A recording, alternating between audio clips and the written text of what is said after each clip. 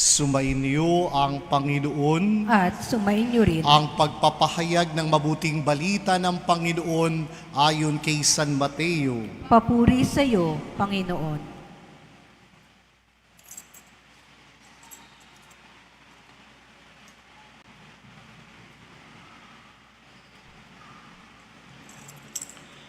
Noong panahong yun, lumapit kay Jesus sa mga alagad at nagtanong, "Sino po ang pinakadakila sa kaharian ng langit?" Tinawag ni Jesus ang isang bata, pinatayo sa harapan nila at sinabi, "Tandaan ninyo ito, kapag hindi kayo nagbago tumulad sa mga bata, hindi kayo mabibilang sa mga pinaghaharian ng Diyos. At sino mang nagpakababa na gaya ng batang ito ay siyang pinakadakila sa pinaghaharian ng Diyos. Ang sino mang tumanggap sa isang batang ganito dahil sa akin, ay ako ang tinanggap.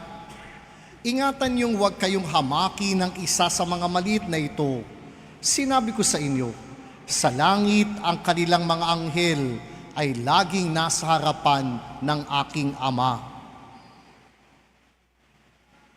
Ang mabuting balita ng Panginoon. Pinupuri ka namin, Panginoong Hesukristo. Sa kwento't storya ng pananbuhay simbahan at pananampalataya nating mga Pilipino, ang imahe ng Santo Niño ay laging nangungusap bilang pinakadakilang debosyon natin, sapagkat alam nating ito'y regalo ni Magellan 1521 sa ating mga kababayan sa Pilipinas. At nang dumating ang Haring Legazpi, natagpuan ang imaheng ito sa ating lugar, at doon higit na pinalaganap ang Kristyanismo. Nangangahulugan na malaki ang papel na ginagampanan ng Niño Jesus sa buhay pananampalataya nating mga Pilipino. At higit pa roon, bilang mga Pilipino, napakahalaga sa atin ang papel ng mga bata o sanggol sa bawat isang pamilya. Sa ganitong diwa, ang kapistahan ng Niño Jesus ay ipinagkaloob ng Roma na ipagdiwang tuwing 3 linggo sa ating bansa. Tayo lang bansa ang nagdiriwang ng kapistahan ng Santo Niño sa araw ng linggo tuwing 3 linggo ng Enero. Kaya naman magandang pagnilayan po ang mga pakahulugan ng mga pagbasa sa linggong ito tungkol sa kapistahan niya. Ipinababatid sa atin ni Propeta Isaias na ang Diyos ay nangako ng isang bata na isisilang. At ang batang ito'y tagapagdala ng kaliwanagan sa sangkatauhan. Nangangahulugan na ayaw ng Diyos na manatili tayo sa kadiliman. Isang pangako ng sanggol ang isisilang bilang prinsipe ng kapayapaan, bilang hari. At ito'y walang iba kundi sa katauhan ni Jesus. At tayo nga, 2,000 taon ito tinanggap ng daigdig, at bilang mga Pilipino, mahigit na 500 taon tinanggap natin ang liwanag na pangako ng Diyos para sa sandaigdigan. Kaya tayo nagpupurit, nagpapasalamat sa dakilang biyayang ito ng Diyos, na ang bitbit nating batang si Jesus ay tanda at simbolo ng kaliwanagan. Yun ang larawan na ipinakikita sa atin ni Propeta Isaias, that every time there is a child, we see hope, we see future, we see new life. And that is how a child is so important in our midst. Tuwing may isisilang na sanggol, umaasa tayo na ang mundo ay magiging mas mabuti kaysa mundong meron tayo. At yun ang kaliwanagan. Kaya nga ho, kahit yung isang ina na magsisilang, kahit na ang kanyang panganganak ay pagbibwis ng buhay.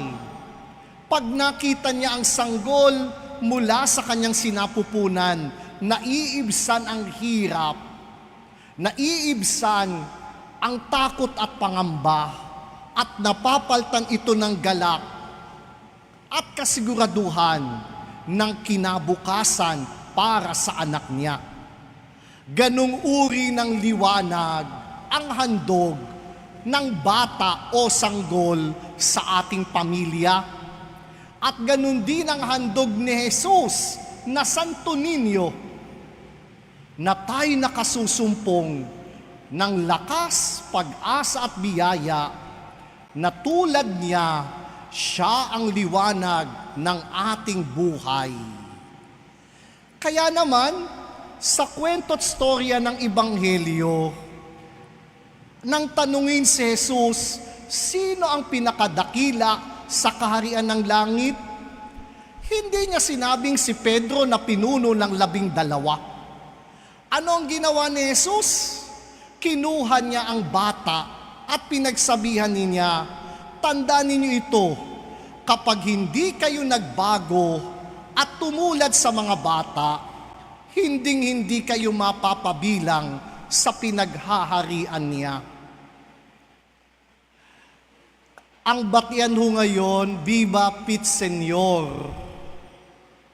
Ibig sabihin, kahit senior ka na, bata ka pa rin. Sino yung mga senior na narito? O ayan, we could live a childlike attitude.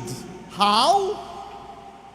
By depending always on God, not on what we have accumulated or achieved, not on our position, but rather movement towards ourselves in order to recognize, I truly rely and depend on my God. At yun ang katangian ng pagiging bata kahit meron na tayong edad. At sana ito muli yung ating napapahalagahan, that there are things beyond our control. At dahil doon, higit tayong aasa, magtitiwala, magpapaubaya sa Diyos. Ito daw hong sayaw na sinulog, 2 step lang. It is a movement backward, 1 step backward, 2 step forward. And to look at our own selves, we need to look inward to see ourselves as a child of God. Kahit na tayo, ano man ang naabot natin sa buhay, we could not deny there are matters we cannot control. Makokontrol nyo ba ang pagtanda? Hindi. Makokontrol nyo ba ang pagsakit ng mga tuhod at balakang? Hindi. May mga bagay tayo na wala sa ating kakayanan, lakas. At kapag dumarating ang mga puntong ito, maging karamdaman, anumang husay ng siyensya, wala tayong kakayanan. Nangangahulog at pagpapaalala ito, anak pa rin ako ng Diyos. Sa Diyos ako aasa, magtitiwala at magpapaabaya sa aking buhay. Yun ang pagiging bata. Kaya yun palang batian, senyor, kahit senior ka na, pwede ka pa rin magkaroon ng diwa, kamalayan at isip ng pagiging bata. Pero hindi lang yun, we do not just step backward. But in the gospel text, we are being taught, can we move forward? And what is that forward moment? Anong sabi ni Jesus? Ingatan niyong huwag hamakin ang isa sa maliit na ito. Sinasabi ko sa inyo, sa langit ang kanilang anghel ay laging nasa harapan ng aking Ama. Sino ang mga maliliit? Yung mga walang tinig. Sino ang mga maliliit? Yung walang mga lakas at kapangyarihan. Yung mga kwakulang sa kamangmangan. Yung mga tao na kung saan kapos sa kakayanan, sa kapasidad, karunungan, o maging sa pamumuhay.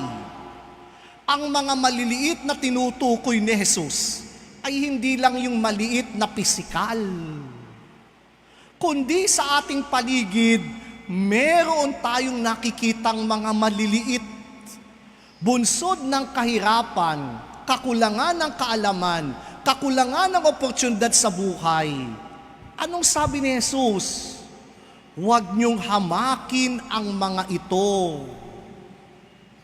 Sa halip, dapat nating bigyang pansin, halaga ang mga batang ito. Sapagkat anumang ginawa natin sa maliit nating kapatid, ginawa natin ito kanino? Kay Hesukristo. Sino yung mga minamaliit natin sa ating paligid? God is challenging us to move forward so that we could deepen more our faith in God. Upang sa gayon, sa pagkakawang gawa, sa pagmamalasakit, sa pagtulong sa mga kapwa na maliliit, higit nating nakikita ang ating sarili bilang inampong anak ng Diyos na tagapagkalinga ng kapwa nating mga anak ng Diyos na maliliit, upang sa gayon higit tayong makahakbang na pasulong patungo sa kaganapan ng paghahari sa atin ng Panginoon.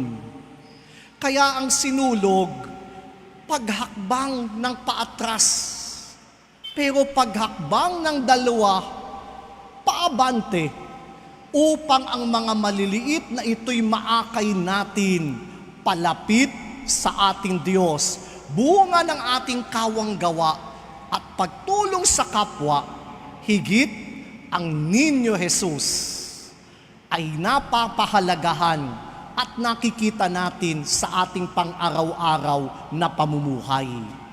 Kaya inaanyayahan po tayo sa linggong ito. Una, tingnan ang Santo Niño bilang tanda ng galak at kasiyahan. Siya ang tagapagdala ng kaliwanagan. Ang mapupuksa natin ang kadiliman kapag pinaghari natin ang Niño Jesus sa ating mga tahanan. Pangalawa, let us look inward. I am a child of God. There are matters in my life I cannot control. Kailangan kong umasa, magpaubaya. Sa gitna ng aking lakas, wala akong kakayanan, kapos at kulang. Kaya kailangan ko ang Diyos bilang bata sa aking buhay. Pero pangalawa, huwag din nating iwawaglit maraming mga minamaliit at maliit sa ating kapaligiran. Nais ng Diyos na huwag natin silang hamakin sa halip pagkawang gawaan. At kapag ginagawa natin ito, hindi tayo higit na magaling sa kanila, kundi tayo lang ang naunang nakaramdam ng malasakit ng Diyos sa ating buhay at anumang mabuting nagagawa natin sa kanila. Hari naway magpamulat sa kanilang kamalayan na ang Senyor Santo Niño ay tunay na kapiling nila sa gitna ng mga hirap at sakit na pinagdaraanan nila sa kanilang buhay. Kaya sa pagbebendisyon natin at pagkilala sa Niño Jesus, nawa muli nating kinlalin ang ating sarili. Ang lahat-lahat sa ating buhay ay galing sa Diyos. At kung ito'y galing sa Diyos, gagamitin natin ito para makapalit muli sa kandungan at piling ng Diyos habang naglalakbay dito sa mundo. Let us move one step backward, but we will move two step forward. At kapag ganun, ang paglalakbay natin mararating ang kandungan at piling ng ating Panginoong Jesus. Maupo tayo sumandali, wala mo nang kukuha ng imahe ng Ninyo Jesus. Mamaya na ho natin kunin, baka kasi masanggi at hindi mapaganda ang ating sitwasyon. So ibig sabihin po, paumanhin po kung hindi nagaan na yung malaking electric fan dahil nakaharang po yung ating scaffolding at ito'y malaki ang kaugnayan sa patuloy na paggagawa natin ng Kesame. Kung makikita nyo ho, yung ceiling ay may ilaw na at bahagi nito'y tapos na. So we are moving a little bit, unti-unti, dahil kulang po tayo sa GI pipe para makalgawa ng malapad-lapad na scaffolding sa taas.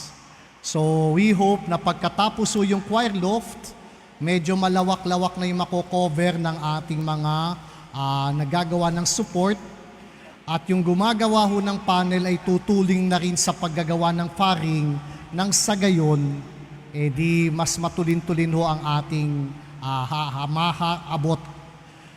Kanina ho nag-canvas kami magkano ang labor ng papintura ng ating simbahan, yung taas, tagiliran, yung mga dingding.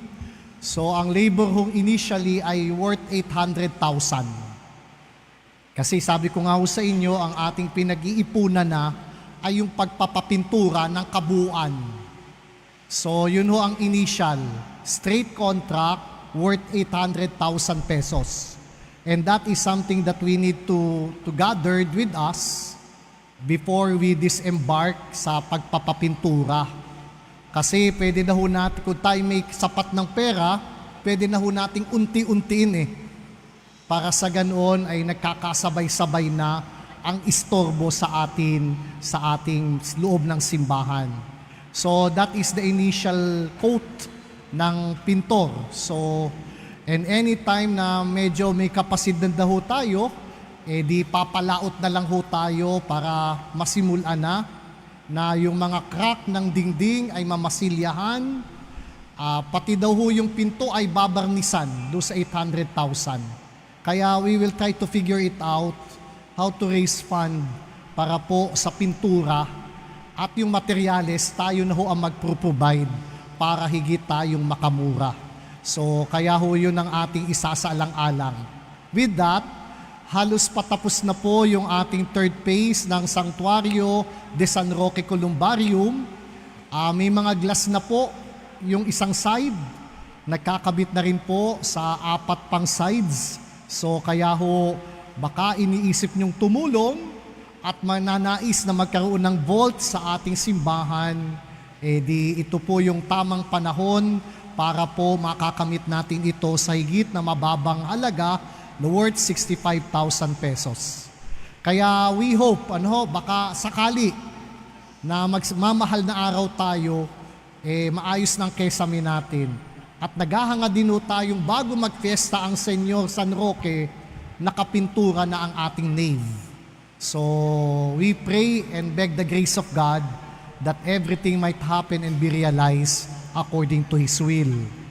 Pangalawa po, ongoing ho ang ating First Communion preparation sa mga grade 4 students. Every Saturday ay nagkakaroon po ng catechetical instruction para sa mga magfe-First Communion this coming month of February. Kaya kung kayo may mga anak na grade 4 at nag-aaral sa mga private school na hindi naman Katoliko na nais mag-First Communion, makipag-ugnay po sa ating tanggapan at ang ating mga katekista ay aagapay at aalalay para mabigyan sila ng instruction. Kaya ho, every Saturday, ginagawa po ito nila since last year. Kaya ho, mahaba po yung preparation na ginagawa ng ating mga katekista. Pangatlo, sa bawat sambayanan po, ako'y muling iikot para sa mga nakatatanda nating kapatid na hindi na nakasisimba. Ang ating nung ministro laiko ng komunyon ay nagdidistribute ng katawan ni Kristo pagkakatapos ng misa. Kaya bago ho gawin nyo ng laiko ministro ng Eucharistia o ng komunyon, dinadalaw ko po muna ang mga may sakit. Kaya kung kayo rin ay may mga kasama sa bahay, mga magulang, mga nakatatanda na hindi na nakasisimba, pero nais mangumpisal, nais magpapahid ng langis, at nais linggo-linggo'y makatanggap ng katawan ni Kristo, makipag-ugnay po sa ating tanggapan. Tuwing Miyerkules ng umaga, ako po'y mag-iikot sa iba't ibang mga barangay. Ito po'y kaugnay na rin sa inihahanda nating World Day Prayer for the Sick this coming month of February 11. Kaya ho kung kayo may mga kakilala na alam nyo naman na hindi na nakakasimba, pero nais mangumunyon, nais mangumpisal, at nais ding magpapahid ng langis. Hindi ho nangangahulugan na pag pinahiran ng langis ay naghihingalo na. Ito ho ay hindi na extreme unction, kundi sacrament for the sick. Hindi ho kami ahente ng punerarya na kung kailan naghihingalo, tsaka nyo ako tatawagin. Ginagawa ko na ho ang aking misyon para dalawin ang mga nakatatanda. Gawin nyo naman ang inyong gampanin para ilapit sila sa simbahan. Kapag kayo nakipag-ugnay sa ating tanggapan, Martes, dadalawin po yan ng mga Legion of Mary. Miyerkules, babalikan namin sila sa umaga para maihanda po ang kapatid nating may karamdaman o nakatatanda na naninirahan sa ating bahay. Kaya po, yun ang mga gagawin natin sa mga susunod na araw. Kaya kung kayo po'y may mga anak na 9 years old above, na nais tumanggap ng komunyon sa unang pagkakataon, tuwing Sabado, may pagsasanay na ginaganap. At yung mga magulang, lolo't lolat, mga nakatatandang hindi na makasimba o may karamdaman, makipag-ugnay po sa amin para madalaw, mapahira ng banal na olyo, na gayon din makapangumpisal at makatanggap ng komunyon linggo-linggo sa tulong ng ating mga ministro laiko ng banal na komunyon. Kaya sana po magaganap ito't matatanggap nila ang mga grasya at biyaya ng sakramento sa tulong natin. Kung hindi ho natin sila itutulay palapit sa simbahan, hindi rin makalalapit ang simbahan patungo sa mga bata at mga nakatatanda na nangangailangan ng grasya at biyaya ng Diyos. Panghuli, and as a takeaway from the readings, in our celebration of Santo Niño, inaanyayahan tayo, si Jesus ang liwanag. Sa paglalakbay natin ng bagong taon, huwag nating iwawaglit yun. Si Jesus ang liwanag na handog ng Diyos sa atin. Let us move forward by looking after the little ones, but let us also move inward, move backward by recognizing I am a child of God and I am in need of God's grace in order to be channel of God's blessing to the little ones in my community. Kapag ho ganon, higit na ang paglalakbay natin sa mundo ay tunay na maging kalugod-lugod sa ating Panginoong Diyos. Tumayo po tayong lahat. Sumainyo ang Panginoon At sumainyo at rin. yumuko kayo habang iginagawad ang pagbabasbas. Ama naming mapagpala, basbasan mo ang sigla ang iyong sambayanan sa pagsunod sa iyong kalooban. Sa diwa ng iyong pag-ibig at tulong ng iyong lakas, matapat nawa naming sundin ang loob mo sa pagmamahal sa kapwa-tao sa pamagitan ni Jesucristo kasama ng Espiritu Santo magpasawalang hanggan. Amen. At ang pagpapala ng makapangyarihang Diyos Ama, Anak at Espiritu Santo'y manaugnawa at mamalagi sa inyo magpasawalang hanggan. Amen. Nayandog na natin ang hapag ng Eucharistia. Humayo kayo't ang Diyos at kapwa'y mahalin at paglingkuran. Salamat sa Diyos. Viva Pit Señor! Viva